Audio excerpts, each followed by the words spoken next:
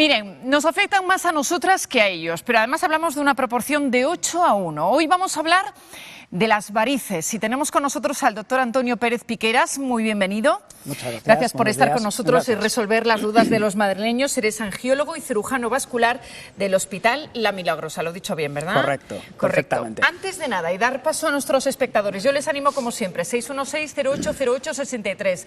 Si tienen ustedes alguna duda con las varices, le pasamos las dudas en directo. Antes de nada, yo creo que es la primera y primordial. ¿Qué es una variz, doctor?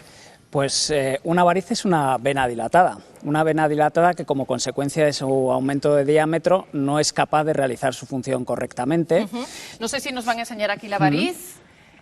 Nos enseñan variz, tenemos variz sana y una vena varicosa. Correcto. Para ilustrar lo que nos cuentas. Pues vemos que la vena sana tiene como principal misión el llevar sangre que ya no tiene oxígeno, devolverla hacia el pulmón para recuperar ese oxígeno. Ajá. Lo que ocurre en una variz, en una vena varicosa, es que la dilatación de la pared de la vena nos va a provocar una separación de las válvulas que son las responsables de la subida de sangre y esto va a conllevar un reflujo, es decir, el paso de la sangre en sentido contrario al que debería. ¿Y por qué se producen las varices? Hay un factor genético importante por el cual hay una debilidad de la pared de la vena y esa debilidad va a provocar que no sea lo suficientemente elástica y como consecuencia de esto se va a dilatar con el paso del tiempo. Estamos viendo distintos tipos. Me decías antes de entrar aquí en directo, hay 6 tipos, hemos puesto los más habituales, los 4 primeros tipos de varices y se nota la diferencia, ¿no?, entre unos y otros. Sí. Esta clasificación se basa en la clasificación de la CEAP, de la insuficiencia venosa, en la que nos dice que en el estadio 1, en el apartado C, la clínica, en el estadio 1 lo que existen son venas de pequeño diámetro, que son venas reticulares o telangiectásicas, que son menores de 1 milímetro la primera, menores de 3 la segunda. En el segundo grado existen ya venas varicosas con un diámetro mayor de 3 milímetros y en el 3 a estas venas varicosas se va a asociar edema o hinchazón de las piernas. En este primer caso ya se empieza a notar, ya hay dolor, molestia. Normalmente la clínica aparece en el 2 o el 3. ¿En el 2 o en el 3? Sí, el 1 es más, tiene una repercusión estética más que clínica. Y ya en el 2, en el 3, lo que está ocurriendo es que la sangre, que no es capaz de subir a través de esas venas, se va a acumular entre los tejidos. Sí. Ese acúmulo de sangre en los tejidos provoca una irritación, tanto de las terminaciones sensitivas como de las fascias musculares, y nos va a aparecer la clínica típica de la insuficiencia venosa. ¿Y el cuarto grado? En el cuarto, el acúmulo de esa sangre va a provocar hiperpigmentación o coloración oscura de la piel, porque se acumula el hierro de los hematíes en los tejidos. Incluso si no tomamos medidas nos puede aparecer una atrofia, una fibrosis de la propia piel. El 5 y el 6 son ya la aparición de úlceras, de heridas como consecuencia de esto. En el 5 la úlcera está cicatrizada y en el 6 está bien. ¿A partir de qué grado ya deberíamos operar, doctor? Del grado 2. Del grado 2. A partir del momento en el que se objetiva ya una dilatación de la vena y un reflujo venoso consecuencia del mismo, hay que actuar. Tenemos, te lo había advertido, preguntas de los madrileños y vamos a dar paso a María López. Está aquí. Muy bien, María. Le va a trasladar las preguntas. María, adelante. Muy buenos días. Además hay bastantes. Mónica, que nos dice, feliz día, papá. Bueno, nos escribe desde Usera. ¿Cuánto cuesta una operación de varices con láser? ¿Cuánto tiempo de baja requiere? Y sobre todo si es definitiva, porque ella tiene la experiencia de que su madre se operó por cirugía convencional y ha habido que repetirla varias veces. Bueno, es una pregunta muy acertada. Hay un convencimiento general de que la cirugía de la insuficiencia venosa no es útil en cuanto a que recidiva en la patología una vez operado. Esto no es exactamente así. Cualquier tipo de intervención quirúrgica, sea la convencional, sea el láser, sea cualquiera, tiene que reparar lo que hasta ese momento la enfermedad ha dañado, pero puede aparecer dilatación en otros territorios que no se han tratado previamente. Eso no quiere decir que no se deban de intervenir.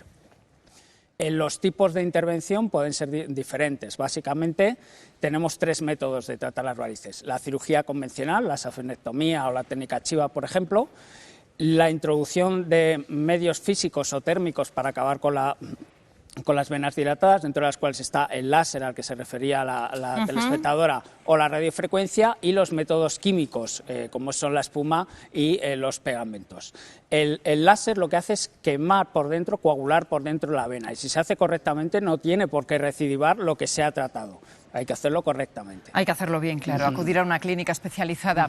María, más. Vamos con otra. Juanma, camarero, dice que los trabajos no están como para darse uno de baja, entonces que por su profesión tiene muchas varices. ¿Hasta qué punto puedo ir tirando? Se pregunta. ¿Cuándo es impepinable la operación? ¿Y qué se está jugando si lo pospone en el tiempo? Bueno, pues muy importante.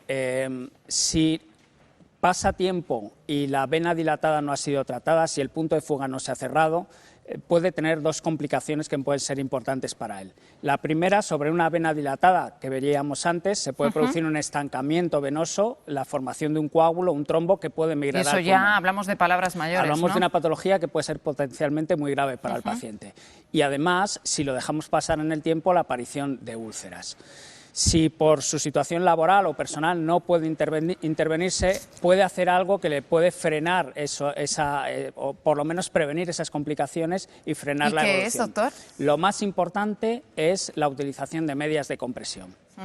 Las medias van a cerrar esos territorios venosos que están dilatados. Una vena colapsada y dilatada no puede asentar un trombo dentro y además impide que haya un paso de sangre de esa vena dilatada a los tejidos. Para estas profesiones, el utilizar la media de compresión desde primera hora de la mañana hasta última es básico y fundamental. Pues ya lo ha oído. María. Mire, doctor, pues una sobre las medias de compresión. Es Adela, que dice si son útiles, pero se pregunta si hacen el mismo efecto las que van hasta las rodillas que los panties, los que van hasta la cintura entero, si provocan el mismo efecto. Muy importante. Son muy útiles, no útiles, muy útiles. Son uno de los principales métodos de prevención de las complicaciones. En cuanto a hasta dónde debe llegar la media, eso nos lo tiene que decir el ecodoppler. No es lo mismo una insuficiencia venosa que depende de la safena interna o safena mayor, que va desde la ingle al tobillo, y en ese caso debe ponerse la media hasta arriba, que la safena menor o externa, que llega hasta la rodilla, y debe ponerse la media hasta la rodilla. O sea que en la clínica le dirán hasta dónde debe ponerse la media. Es fundamental. Ha quedado claro, María. Dice, mi pregunta es más bien una curiosidad. ¿Por qué las varices salen sobre todo en las piernas y no en el resto de venas que tenemos en el cuerpo, por ejemplo en los brazos? Bueno, pues es una pregunta muy inteligente. En las piernas la sangre tiene que retornar en contra de la ley de la gravedad. Tiene que luchar, es el único territorio en el que tiene que luchar, tiene que bajar desde el pie hasta el pulmón y, por lo tanto, la presión a la que se somete el sistema venoso superficial de las piernas es mucho mayor que en cualquier otro territorio. Por eso es más propenso en las piernas. Y por eso, para descansar, tener las piernas en alto, fundamental, ¿no? Muy importante. María. Mira, Maite dice, ya lo sabe usted bien, doctor, que uno de los problemas que tenemos, quienes sufrimos una pésima circulación sanguínea, es que tenemos los pies helados. Así que se pregunta, ¿por qué el sol es tan malo para las varices? ¿Y qué explicación hay para que el calor sea tan pernicioso? ¿Por qué perjudica tanto?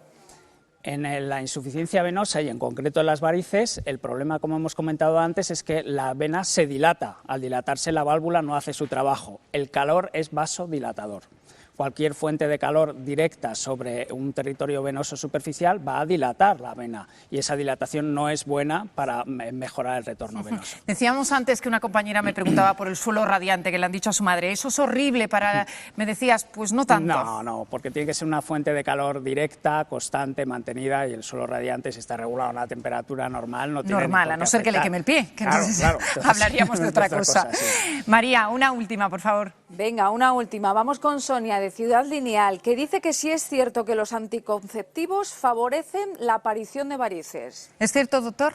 Los anticonceptivos, algunos, no todos, y no en todas las personas, lo que favorecen es la posible aparición de un trombo. Es decir, pueden ser un factor de hipercoagulabilidad, que asociado a varices favorece la aparición de tromboflebitis. En principio, no tiene por qué favorecer la dilatación de la vena, que tiene otros factores, que son los congénitos y también los hemodinámicos, los estáticos, la posición, el trabajo, etcétera, más que los anticonceptivos. Un titular, doctor, para terminar. ¿Cómo podemos prevenir, retrasar, ya que es genético, como has adelantado, las varices? ¿Qué debemos hacer? Deporte, supongo, ¿no? Muy importante. Fíjese, el deporte es importante, pero con caminar caminar 1 hora o 2 horas al día es fundamental porque estamos poniendo en funcionamiento la bomba venosa de retorno, la media de compresión, ¿Sí? evitar el calor directo, por ejemplo las duchas de agua caliente, e hidratarse mucho la piel. Haciendo esas 4 cosas vamos por lo menos a ralentizar la aparición de los síntomas. Pues muchísimas gracias, doctor Antonio Pérez Piqueras, angiólogo y cirujano vascular del Hospital La Milagrosa, por atender las dudas de los madrileños sobre las varices.